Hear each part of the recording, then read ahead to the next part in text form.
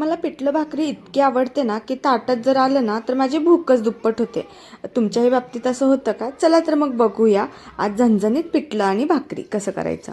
तर एक कढई घेतली आहे, 2 चमचा तेल टाकायचं आहे. तेल चांगलं गरम झालं की जिऱ्या मोहरीची फोडणी द्यायची आहे. एक कट करून कांदा टाकायचा आहे, कढीपत्ता टाकायचा आहे, एक टोमॅटो बारीक कट करून टाकायचं आहे, हिरव्या मिरचीची पेस्ट टाकायची, लसणाची पेस्ट टाकायची आहे आणि चांगलं परतून घ्यायचं. आणि परतत आलं की त्यामध्ये आपल्याला मीठ टाकायचं आहे, हळद टाकायची आहे आणि लाल तिखट टाकायचं आहे. नंतरून मी पिठल्यामध्ये शेंगदाणेही टाकते. तुम्हीही ट्राय करून बघा, तुम्हाला नक्की आवडेल. आणि चांगलं मिक्स करून घ्यायचं आहे. नंतरून त्यामध्ये आपल्याला पाणी टाकायचं आहे आणि वरतून आपल्याला मस्त अशी कोथिंबीर टाकायची आहे.